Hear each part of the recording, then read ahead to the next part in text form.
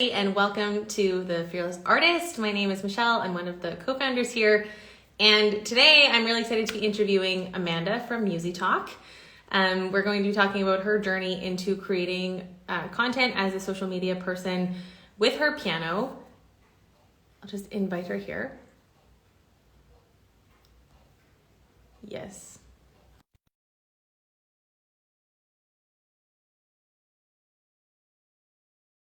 Build their own social media platforms. There we go. Accept. Hello. Hi. Hi. Hi. Hello. Thank you so much for having me here. I've been following your page from a while. I love your content. Oh my gosh, took the words out of my mouth. Thanks for being here. It's so nice to meet you. I've been following your page for a while. And I Finally. was just doing some, Yeah. finally meet. And you're in Montreal. Yeah, exactly. Awesome. I'm And doing my doctorate here at UDM, University of Montreal. Yeah. who are you studying with? Well, actually, I did a master's in solo performance with Paul Stewart. But now I moved to a different program. I'm working with collaborative piano, so I do a lot of chamber music because I was feeling too lonely just playing all by myself, and I like to play with other musicians. So I'm doing my doctorate with Francis Perron, which is the vice dean of the faculty. And Awesome. yeah.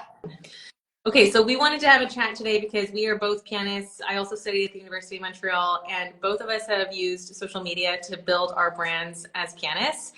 So I definitely want to use you as an example to our audience. The Fearless Artist is, of course, made to help musicians who feel alone, isolated on their own. They don't know how to start a career. They don't know how to get opportunities, which can quickly lead to overthinking, low self-esteem, worried about not being good enough, comparing themselves to everyone else that they're seeing. So that's our whole purpose and why we started. And so when I found your page and saw how you blew up your account in just over a year, I think, creating, and I would just love to hear a little bit about your story and how you got here.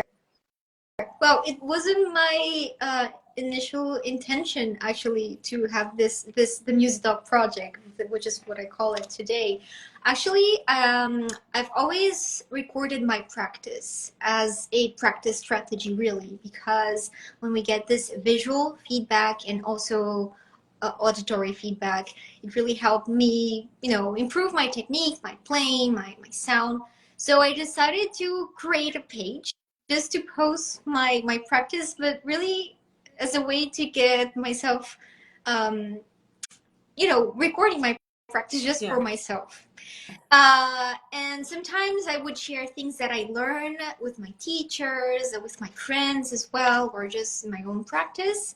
And I kept posting consistently, not because I was looking for followers, but because I was practicing. I practice almost every day, so I would film something. And to my surprise, several people were enjoying these videos and these not tips, but yeah, these things that I was sharing, that I was learning, and I thought they were really interesting. So I started doing it seriously because many people all of a sudden, like you said, in 1 year is not a lot of time. And I was just using my phone, I didn't do any editing or anything. And this is something that I tell a lot of my friends. There are several musicians who write me and they want to start a project like on social media or have a professional profile, but they are always scared to record themselves and they want to do something like super difficult and complex and edit with editing programs and softwares. And I tell them, look, even to this day, by the way, I just use my phone, I record my practice, and I edit everything on Instagram, almost everything. It's really simple, and I just do it consistently. Also the audio, are you also doing just with your iPhone? Yeah. Okay. Yeah, I'm just using my phone, really. It's okay. Really, I think the biggest barrier is in our minds, which is something we're going to talk about probably. But yeah, that's the story, really. how did you get over the fear that your friends are saying that they have, where they're uncomfortable showing they're practicing on Instagram, or they think, what's the point, or this is useless, or whatever? Well, at first, as I told you, it was just a practice diary, so I wasn't really caring about it. When I started doing it seriously, like I started to post consistently and try to give value to an audience and build an audience. I was, shy, very shy to talk in front of a camera. Yeah. But it's something just like piano, just like any instrument, that takes practice. And the more you do it, I started slowly. Sometimes at first I would just record myself playing or talking, and slowly I would start recording myself and recording an audio, in the back. And then I started talking in front of the camera, but that was a long process that took me like a year to develop. And I struggled. I was very shy when I went to my university, and I knew that some of my friends would follow me. I was very shy, but I just kept doing it anyways. But why? Because why? Well, I was shy. I don't know. It's really dumb, actually. I don't know why. I was doing something valuable for myself and for the people who thought that was valuable. Several followers were writing to me and saying, and they still do, they say it has really helped them. It has helped them as musicians and as teachers, and they are really grateful for it. So I don't know what I was scared about, honestly. Today I'm really much more relaxed with that. I don't really care about what other people would think, because I know that this is helpful and this is helping people. And most of all, I am learning so much in so many different ways, and this is doing me good. So I'm not going to stop doing it. Yeah. So it took a long time, and I eventually saw that nobody was going to put me in jail or mock me in the street. I was just like performing public. It's the same stage fright, but in front of a camera. It's the same thing. The more you practice, the more used you get to it. Yeah. That's so good. There's a lot here that I want to unpack. When I was saying, because, why did you keep going? Because it wasn't because what you weren't doing was valuable. It's because, how did you overcome that worry about what people are going to think of you, or if your classmates aren't posting their practicing? That's easy to get into your head of like, well, why am I posting my practicing? Who am I? What do I have to say? These are the comments we get from people in the Fearless Artist who are afraid to post. They're like, well, why am I more valuable than someone else playing the same piece? And what do I have to say about this? So where did you get some of your content ideas? And I mean, you're talking about showing your daily process, which is so beautiful. It's what Austin Kleon talks about in his book, Show Your Work. Like, an artist is crafting away, they're creating something daily, and you just share a little bite-sized piece with an audience, and that's how you built your audience. And then I'm hearing you say that the comments coming back from your audience are what inspired you to keep going. Yeah. Well, I think the most important thing about what I do on social media is about, as you said, sharing my process. Because this is a question that many people ask themselves when they're posting on social media. That is, what do I have to say? Who am I to teach anything? And even though I'm doing a doctorate now and I have experience, for me, I'm just a student and I'm just learning. And I know that this feeling of I'm just a student and I'm just learning will follow me throughout my entire life. So for me, it was just logical to just share what I'm learning. And that's how I get most of my content ideas, is basically what I do in my routine, what I am working on, even the lows and the bad days. I think it's really important. This is what I was missing in real life. Because when I was talking with my teachers, or the way we were taught music, it's very, they tell us what they want you to do for next week, prepare this, but they don't show you how are you supposed to do this, and how do you deal with bad days, how do you deal with lack of motivation. And I deal with all of that, and I share that. I even share my practice. Sometimes I do lives to show people that practicing isn't beautiful. It's like all the beautiful videos you see on Instagram that are very inspiring, but practicing is very boring sometimes with a lot of patience and repetition. There will be bad days. They are completely normal and they are part of growing as a musician. And I think the more we're vulnerable about this, I'm just a normal person student, but people feel very inspired to see me sharing this. But I live what everyone goes through, every musician goes through every day, every week, every month. So I think the more vulnerable we are to sharing our real life, our process in learning an instrument, the more we can accept that bad days are just part of this process, and that you're on the right path. Just if you're doing what you're doing. So I just want to say, I don't think you're a normal person, because what you're doing is so beautiful and it's so influential and you're inspiring so many people. I mean, it's not every pianist who has built a community like this, so you're definitely not normal. I also want to ask, what are some of the content pieces that have resonated the most with your following? Like, are people really responding to your "I'm having a bad day" post, "Here's how I got through it," or do they respond more to the educational teaching, practicing tips content? You know, I think that people, I've built an audience, so I'm almost at 40K now, but there are some people that always talk to me and I always talk to them and they are always interacting with what I post. And for me, these are the people that matter the most.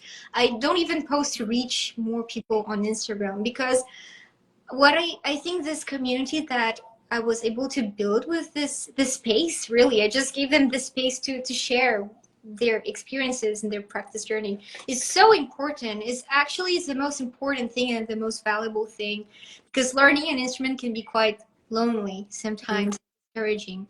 So I think this audience that is the most important for me, the Music Talk group, they really resonate with posts that I talk about what I'm going through, or breakthroughs that I had, or when I'm feeling really vulnerable about something, when I'm discouraged, when mental musicians mental health, there this is a huge topic, like how to deal with stage fright, frustration, lack of motivations. These are topics that are always coming back on my profile. Sometimes I also share educational content that usually reaches a bigger audience, but as again, it's always part of something that I'm working on, just what I'm currently learning in my journey. But definitely, the more vulnerable I am about these problems that naturally occur when you're learning a new skill, my audience tends to open up a lot and comment and share their story, which I find really beautiful, actually. I love that you're talking about vulnerability. I also try to create like an authentic feeling when people come to the page, because I don't want it to just be a highlight reel. However, most other musicians who post consistently on social media do use it as a highlight reel. So I love your energy and your enthusiasm and your passion, but don't you ever feel like you've stuck your neck out of the hole and you're the only one and everyone can see you and it's super uncomfortable? Like, how do you deal Well, with that? that's exactly how I feel on Oh, stage. okay. Right? Okay. Okay. This Yeah. is a public performance, right? Everyone is there looking for you, looking at you, observing you, and there is this beautiful instrument that you've never tried before, and you have to play what you've been studying for a year. I mean, I feel extremely vulnerable when I'm on stage. For me, it's exactly the same thing. But when I finish a performance, even though I made mistakes, but when I finish it and people in the audience clap and some of them come at me and then congratulate me, it's the best feeling in the world. I'm so happy I was brave enough to go and perform. And it's the same thing when I get messages from followers who say, wow, thank you so much. This one post helped me get through a very difficult exam because I was scared of making mistakes, and it made me reflect about my practice. That's, these comments would make it worth it, just sharing what I do. That So is I will always feel vulnerable and scared. yeah, But I mean that's what we do. a beautiful perspective. I love how you're framing that, and I mean I agree with you. However, uh in your posts, in your content, you're showing a behind the scenes version where the stage version of you doesn't show the audience like, hey, I'm having stage fright right now, or this is how I practiced and prepared, or not only that, but also your colleagues, your fellow people who are also out there, that if you see like, this is how I'm showing how I practice, it takes such bravery to do what you're doing. So what is your advice for someone who wants to get started with posting, but they feel like it's way too much exposure, like it's too much, the boundary, people are seeing too much of their lives, and they just want to keep everybody back at a distance? Because there is a version of being on stage where it's still a performance. You can kind of put on the mask. Mm-hmm. But Instagram, I think you are using it in a very open, like friendly, personal way, like that, which is different than stage. I mean, I understand what you're saying about you feeling it's the same, but to the audience, I think it's different. So what's your advice for someone who wants to get started? Oh, first of all, I always make it very clear for people who ask me this in my DMs that you don't have to post on social media. I think I think every musician should have a professional portfolio online. Mm-hmm. But different from what I'm doing. I'm a content creator, and it's not the same thing. And I think many people are scared to create this professional portfolio that could give them so many professional opportunities in the future, be it collaborating with other artists or even, finding students, because they think that this equals being a content creator, and you have to create beautiful edited videos and carousels every day and interact.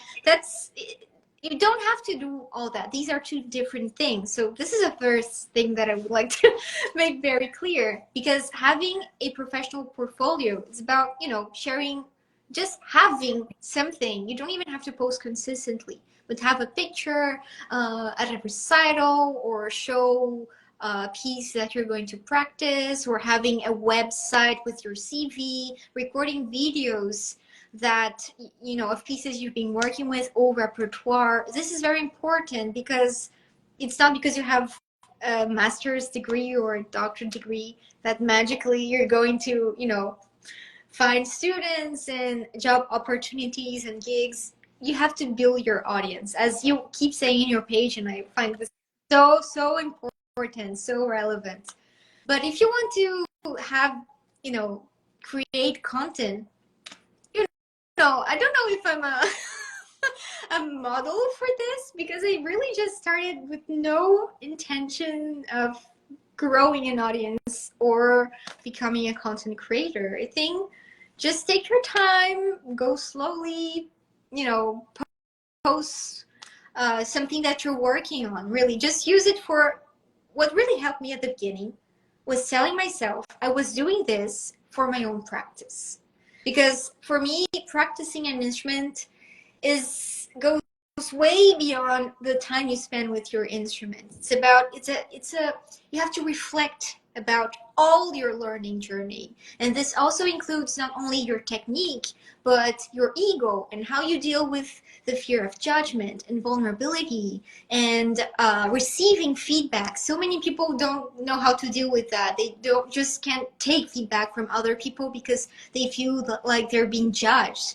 So for me, this is a very deep, profound type of process that you need to go through, way beyond practicing notes with your instrument.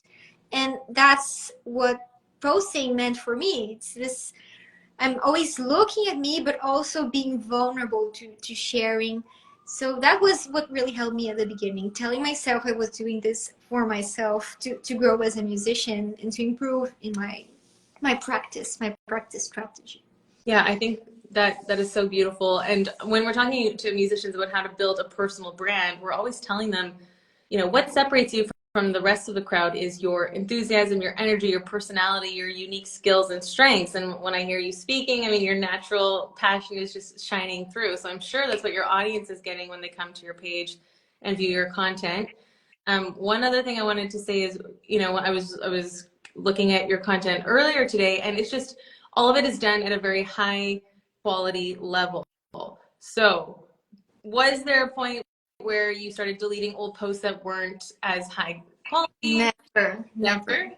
never.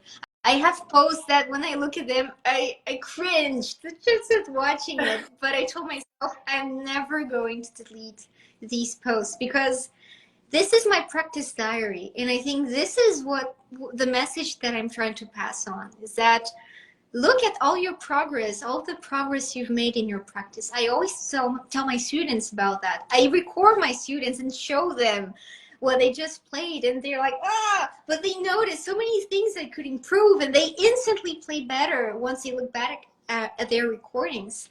So I think even these, initial steps, things that weren't so good, were part of my progress.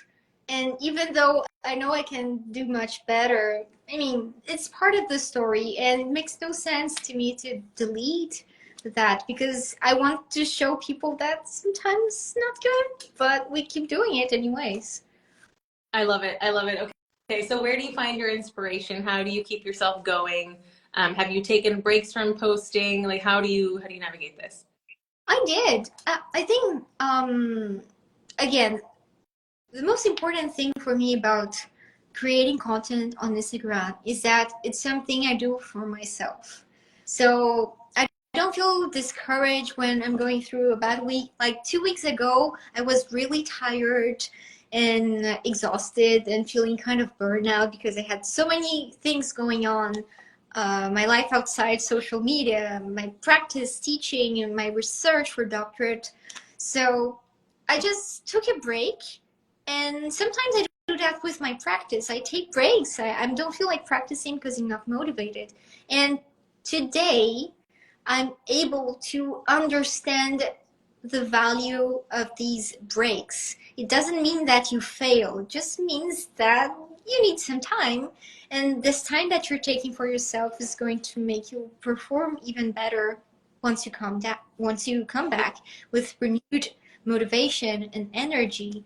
So I take breaks sometimes because I can't deal with everything, and that's totally fine. Some days I don't post. I just post the day afterwards. I post when I have something interesting to say, when I discover something and I want to share. And I think that is what makes people so attracted to this content, because I don't feel like an obligation to reach people. I just do it for my own growth. I've been repeating myself. Sorry, but yeah, that's it. Yeah, that's really, really wonderful. So what would you say to someone who is posting consistently, they're doing the work, but they're not getting the followers? I mean, that's a good question because I never really cared about how many followers I have. I think if you're able to build a community, this this is going to keep you going. Because the community, these are people that it's not just about posting and it's posting but nurturing something. And I've always wanted to do that. Since I was a young student, I've always wanted to create some sort of like group or community where people would reflect about their practice, reflect about the challenges and the struggles associated with learning an instrument in all levels, not just technical, but also psychological. And for me, having this community of like 10, 15 people is the most important thing. So if you have this community of people that are really following you and interacting with you and sharing their progress with you, this is really motivating. Really, this is the most important thing. I don't know if this answered your question, but that's what was really motivating to me. We're trying to help the people in the Fearless Artists when they're starting to post. They always want to know, like, why am I posting? Why am I sharing? And I hear you saying, and I agree with you, I've talked a lot about this, recording is the fastest way to improve. So when you self-record, you're going to hear right away how you can improve. So that's fine. That's one thing. But then the argument is always, well, why would I need to share it then? Especially if it's only going to get me the 100, 200 views, and I do it for a while and then I just don't see the point, so I give up. But you blew up. So that is where maybe some of the motivation comes, because you have a really beautiful community. Yeah, I think it's a community, but also the reason that makes me want to post, right? It's not to grow, it's to grow within, actually. That's the type of growth I'm talking about. But I think I forgot what I was going to say. So what, I don't remember.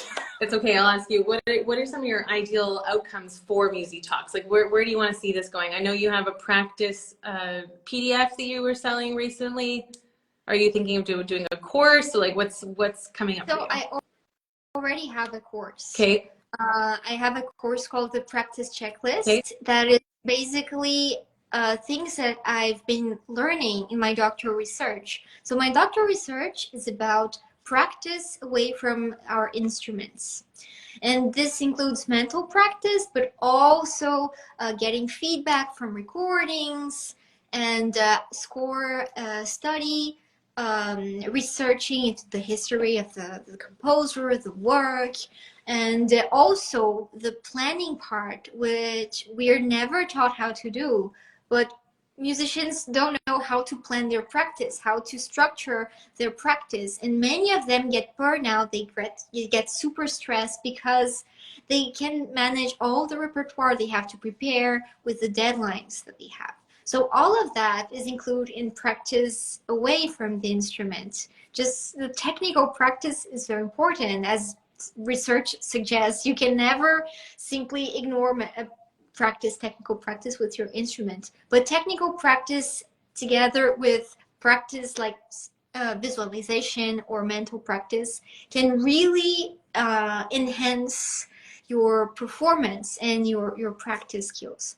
So what I wanted to do when I did this doctorate, I told myself, I don't want to do all of that research just for the jury to read my paper. It's a waste of time. Really, I want to make this research accessible for more people. And this is also one of the things that, motivated me to start this page, because it's a way for me to share this research, and that's why I created the course, to make this research on music performance and how you can enhance your performance in the planning stage, but also how to practice more deliberately, mindfully, and how to deal with stage fright. So all the stages of learning a piece and presenting it to an audience. And that's what I teach in the Practice Checklist course, which is an extension of what I already do in my MusiTalk account, but it's more personalized and strategic and well organized in the course. That sounds amazing. I would love to check it out. I'm sure many people watching also want to know more about your course. I think that's just been so helpful what you've shared with us about how you've built your community and the things that are important to you. So I just want to say thanks for your time. Thanks for coming on. Thank you so much. And it's been really, really nice to meet you properly for the first time. Yeah, likewise. Thank you so much for having me. And thank you for everyone who joined. Everybody who joined, if you have any comments, send us a DM and we'll do this again. Definitely. I'll have way more questions to ask you about this. Okay, perfect. Okay. So much. See you. Bye-bye.